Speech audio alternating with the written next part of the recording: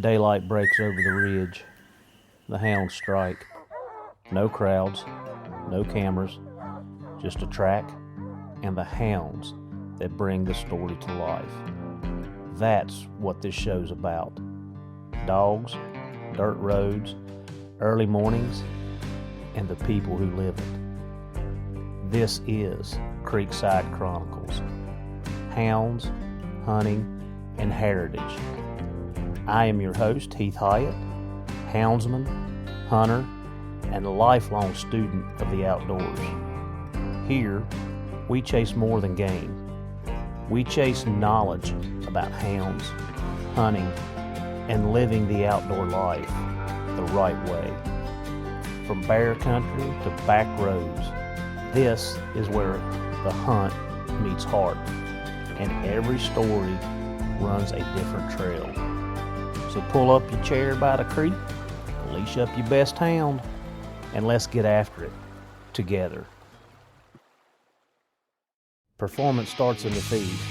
Inukshuk's high-fat content fuels long runs and hard hunts, giving dogs the steady energy they need, while quality protein supports faster recovery after the work is done.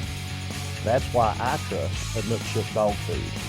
Packed with energy and nutrition dogs need to go further, run harder, and recover stronger. If you want extreme performance, you can look them up at Inukshuk Professional Dog Food or CoreyNutrition.com. Welcome back to the Creekside, where we talk about everything from the woods to the water.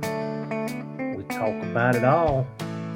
If you've been listening along, you're part of the Creekside crew. Pull up that chair. I'll throw another log on the fire, and we'll get this week's episode started. Man, I tell you what, I've absolutely been burning the river up lately. Any free minute I had the boat out on the water, sun up, sun down. It didn't matter. There was some daylight left. It's probably chunking a bait somewhere upriver, thinking I was going to outsmart the fish. And you know how that goes. After you run the same stretch enough times, you start feeling like I'm getting a little too comfortable. Start thinking you should know every rock, every shallow spot, every bend in that river. Well, yesterday the river decided to humble me a little bit. I was running the exact same line that I had ran upriver the night before. I'd done it over and over and over hundreds of times. And all of a sudden, bam, 32 miles an hour. Ooh, never took a hit like that before. So I hollered at Jimmy. I said, hey, check out the back of the boat, see if we're taking on water. He looks at me and he goes, we're taking on water like a Titanic. Put a big old hole in the boat. Big enough to get your attention in a hurry. And ain't nothing like hearing that aluminum crunch. And you realize your day just changed dramatically. So now we're in rescue mode, trying to get the boat back to the ramp, which was 3 miles downriver, and get it loaded on the trailer without sinking it. We did.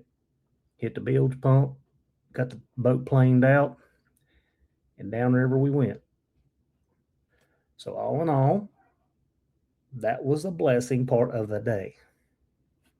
Now, thankfully, we both all right. Boat, it's going to be out of service for a while, but it can be fixed. Thank the Lord. I did lose one of my brand new Creekside Chronicle hats, which will probably make for a good story later on. But I was sitting there thinking about it afterwards. Had the boat loaded up, just dropped Jimmy off and was heading home. And I kind of had to laugh. It kind of helped me fight off the tears. Because honestly, it felt like maybe the good Lord was trying to send me a message. Like, boy, you spend enough time chasing fish. Might be time to get back in the woods and put some of that energy into them dogs. Funny thing is, Dogs have a way of teaching us balance if you pay attention. They don't care about the river conditions or whether the fish are biting. They just want to go hunting. They will ride in your truck. They want to hear themselves bark off through the distance, and they want to do what they're bred to do. So maybe punching a hole in my boat was just God's expensive reminder that there's a young dog that needs hunted. Collars need charged. And a whole lot more peace sitting behind a hound on a cool night than there is bouncing around the river trying to dodge rocks. Of course, I'm probably still going to fish some after the boat gets repaired, some body damage done. I hadn't learned that much. But I do believe my dogs are probably happy that the river reached up, grabbed a hold of my wallet, and said, hey, let's take a minute. So that was yesterday. I had a question the other day about a young dog that wouldn't go hunting. So the owner gave me the story, and basically he told me that he started getting on the dog for standing around his feet and started getting on him pretty hard. Now, we all know how this goes. Long story short, the dog just basically went out of sight and started hiding. And we know this because of the wonderful invention of the GPS collar. And he said on another occasion, he was hunting with another dog. When he seen the dog down in the road, the other dog with his, start being stiff-legged, a little bit of the hair standing up, showing some dominance. So he decided, I'm going to grab my dog up, put it in the truck, and move on. And he did. This is something that has occurred to me, to a lot of people that I've hunted with or I know of. They have a dog that doesn't want to kick rocks in your face and hit the dark. And I will be the first to admit that I, myself, have been guilty of trying to make the dog go on. But I'm going to go right back to lessons I've learned, and especially in dog behavior and stuff that I've taken away from the law enforcement side. So if you've had this happen to you and you've already conquered it, outstanding.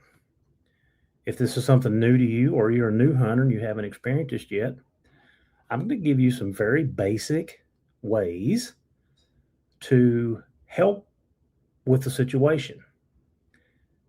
In fact, this whole podcast is going to go back over some things that we've covered in the last month or two.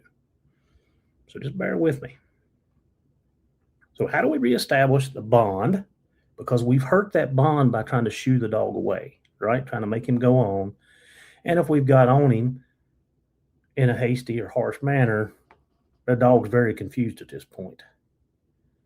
And I want to build the dog's confidence to know that it's okay to go away from me. Remember, we talked about that in a recent podcast, that it's in the dog's DNA makeup to want to go on, to be away, not like the herding dogs that want to come back and check, right? So I need to work on two things here. I need to work on confidence. I need to work on the bond with the dog. So this is the very simplest, and I'll guarantee you that if you've had this happen, this is probably one of the first, I don't want to say methods, but this is probably one of the first things that you did with the dog. It's just a solo walk in the woods. It's one of the simplest and it's one of the simplest and most overlooked things that we can do. Take the young dog alone for quiet walks through the woods without other dogs. Don't make this trip about hunting or striking game or chasing game. Let that young dog or that pup, I really like to do this with my pups when they're in that 3 months to 6 months age. I like to take them back here to the pond and let them explore, let them fool around in the water, I've got fields, I've got fences, I've got some open hardwoods. I've got a couple places where it's thick, like multiple rose bushes. So I like to take those dogs in there and let them do that. And it's just a short walk from the house. It's not, too taxing on a young pup. So let that pup explore. Let him use his nose, cross creeks, climb hills, and let him learn how to move confidently through the woods without relying on anything else. It's him, it's you. And you're also working on the bond. That young dog that's nervous alone in the woods is probably not going to become a confident one alone on a track. So remember how we talk about dogs maturing at different stages and levels. This dog may take a little bit more patience. And as we move along, the next thing that I would probably suggest is just like real short, controlled turnouts. Instead of dropping the pup into a full pack race or putting him in with a bunch of dogs, give them some short solo opportunities and provide success for them. All right. Well, what do you mean? All right. Here's a couple of examples. Very, very easy, very simple. If you know where there's some feeder tracks, I don't know what laws are in other states or how people do it, but feeder buckets. You see, like for me, the road that I come into my house, there's a little creek that rises beside the road, which goes over into a cow field, and they feed silage. I see coons crossing there all the time. So I'm coming home one night, boom, see that big old fat rascally coon crossing the road. I come home, I load the pup up, and I take you to where that track's at, right? So fresh, easy tracks, fresh crossings. If you can't do that, drags. You can create this. You can do drags for your pups. And if you can get in an area where the coon population is very dense, that would help, right? The goal isn't about pressure. It's about letting that dog understand and realize that, hey, I can find this and do this myself. And that confidence will grow from repeated small victories, right? Rome wasn't built in a day. I'm not trying to knock it down in a day. Little small victories. If you're lucky enough or able to, hunt them with just an older, a calm. Remember how we like to talk about calm? Older dog. Sometimes the dogs get buried up in the pack, and yeah, we'll get to that later on. So I'll just kind of skip over that. But a good, steady, older dog that doesn't, dominate everything. A young dog can learn from that without becoming too dependent. It's just finding that right dog. You don't want one that's aggressive. You don't want one that's going to kick rocks in your face and you're not going to see it for 2 miles later. Consistency covers mistakes. It is not possessive at the tree, right? We're trying to build confidence. We don't need that. A calm teacher helps the pup participate instead of just follow. Monkey see, monkey do. One of the biggest mistakes that hunters make is rescuing puppies too quickly. If the dog loses a track, don't instantly recast other dogs. Don't lead them away immediately.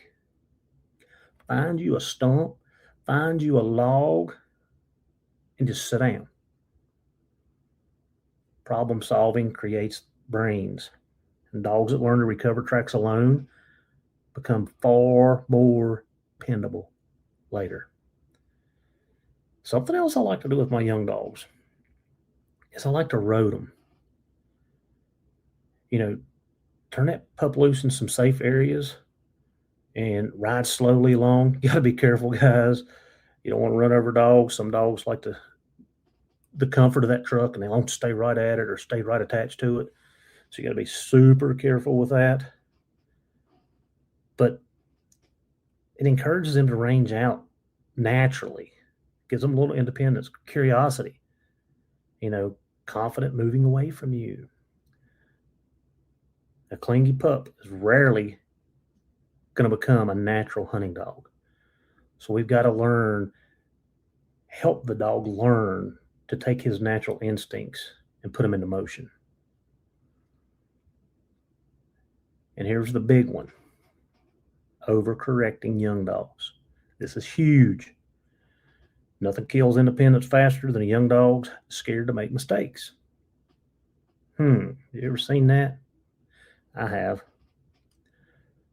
A pup consistently worried about getting shocked or scolded starts to second guess himself. What happens early on? They focus more on encouraging right behavior than punishing every wrong move. You can tighten them up later. Let them grow. You can't always put confidence back in them once it's gone. We talked about that a couple weeks ago too. So those are just a couple common things. But most importantly, independent dogs are usually developed, not forced.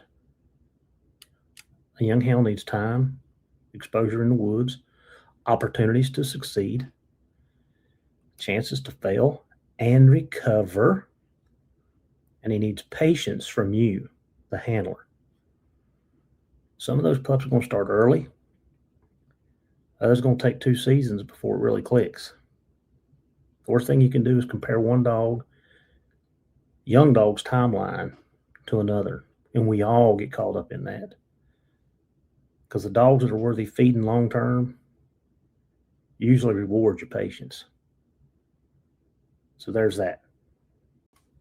Let's talk about seasons. There's something about hunters that folks outside this life probably don't fully understand. And it's that we live from one season to another.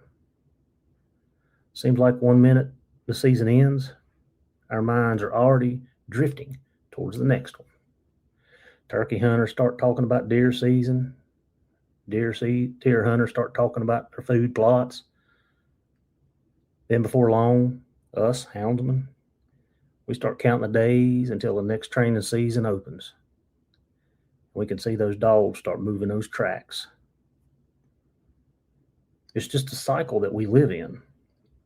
And honestly, I think it's a part of what keeps us going.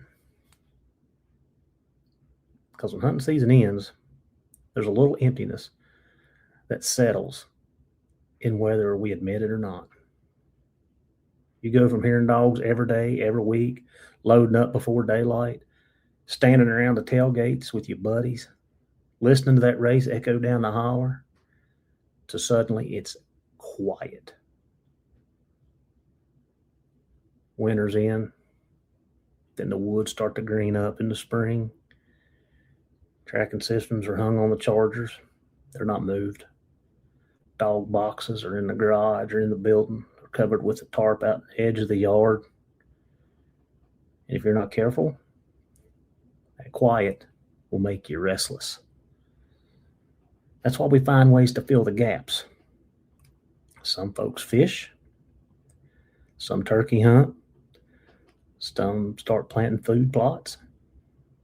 Some just sit around the feed stores and lie to each other about the one that got away last season. And me, apparently, I try filling the void by nearly sinking my boat. And it still hurts. But the older I get, the more I realize that those in-between seasons actually matter much more than the hunting season itself. And I've said it. I've talked about it on the podcast. That's where the good dogs are really made. Everybody loves posting pictures during season. Everybody loves hearing that hard race, leading that dog away from the tree. But what separates average dogs from dependable ones are usually what happens in the off season when nobody's watching. That's where the patience come in. And patience are hard for a houndsman because most of us, we're wired wide open. We want those pups that start early. We want progress now. We want that 10-month-old pup acting like a 6-year-old finished dog. And dogs don't work that way. Some of the best dogs I've ever followed probably frustrated somebody before they ever became a special. That's a lesson I wish more young hunters understood. A pup's not a finished product. And we're going to start using this term right here. Is a pup is possibility. Possibility takes time. I've seen people ruin naturally talented young dogs because they tried to force them into something too quick and they weren't mentally ready for. Hunting them too hard, correcting them too quick, expecting perfection too early. And then they wonder why the dog loses confidence. A young hound's a lot like a kid trying to learn how to play ball. We just talked about it. If every mistake gets punished harder and harder and the effort doesn't get praised or rewarded, and I'm not about everybody wins a trophy, eventually they quit playing. They stop trusting themselves. And dogs are no different. One of the best training lessons I've ever learned wasn't about shocking a dog or correcting one. 2 podcasts ago, was leaving him alone and letting him do it on his own. And that's hard to do because we want to help, especially when we know the dog has the ability. And I struggle with this so much in my canine group. Handlers want to help dogs. They want to get in their way instead of standing back and letting the dog work and make mistakes. Some dogs bloom slow. Some dogs need miles in the woods. Some need bad tracks. Some need rough hunts. Some need to fail a few times before it really clicks. I think too many hunters today are scared of letting dogs struggle a little bit. We want success. Everybody wants instant results. You can't microwave experience into a hound. A dog learns things from failures that you cannot teach with a lead strap or an e-collar. I remember one of my trainers telling me one time, if you're always helping that dog, he'll spend his whole life wanting help. And that stuck with me. Still does. Because it's true. I see it every day in canine training. Sometimes you got to cut them loose. Let them figure it out. Let them make mistakes. Let them run them tracks. Let them get confused. Let them work hard through problems using his nose and his brain. That's how independence gets built. And independent dogs, real independent dogs, usually become the kind that you can rely on when the conditions get tough. Anybody can make a good feeding track look good. The special ones are dogs that can move when the frost is crunching under your boots and nothing wants to move. And those dogs are built in the off season. During those random spring and summer nights, during those short road walks, loading and unloading calmly, learning kennel manners, learning obedience. I can't preach enough that every dog needs a reliable recall with distractions and built by consistency. People overlook it. They think that training only happens in the woods. Some of the best dogs I've owned were easy to handle long before they become good hunters. A dog that listens in a kennel will usually listen in the woods. A dog that respects you around the truck usually respects correction better when the pressure comes. And consistency matters. Consistency, consistency, consistency. You hear me say it almost every podcast. Dogs thrive on it.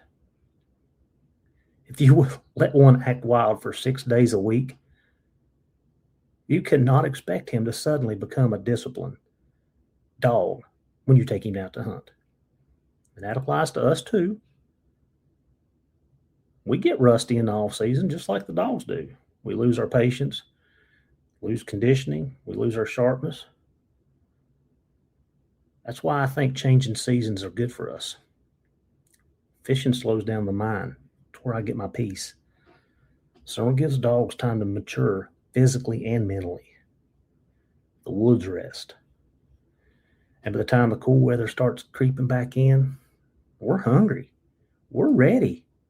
We want it to be here. And that anticipation is part of the magic.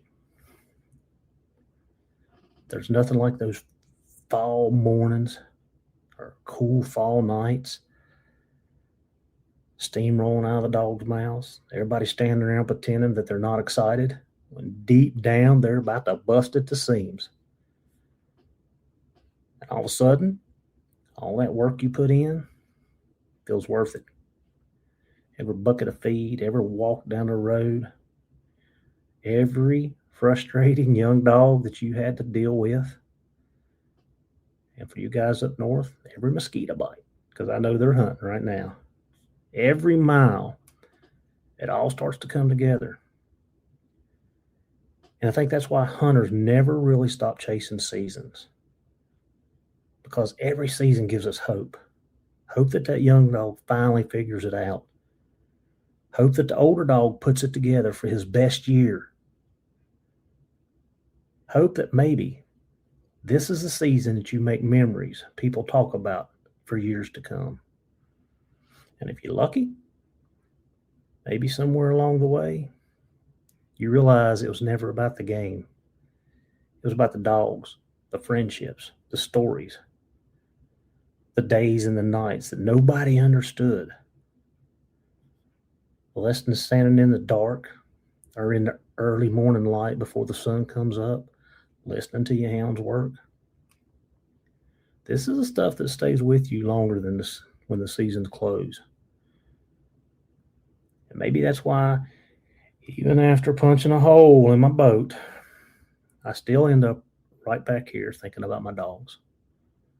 Because people like us, hounds aren't just a part of a hunting season. They become a part of a rhythm of life. All right, next week we may ruffle a few feathers. It's probably going to be a little bit controversial. We're going to talk about the difference in today's competition style hound, the breeding, and the old school dogs that were bred for big game packs. They all came from the same lineage. But what are you looking for? And I'll be honest and give you my opinion. If you've ever stood around the dog box arguing about bloodlines, you're not going to want to miss this one. And don't forget to send your questions or your dog stories to creeksidechroniclespodcast at gmail.com. We're looking forward to having them.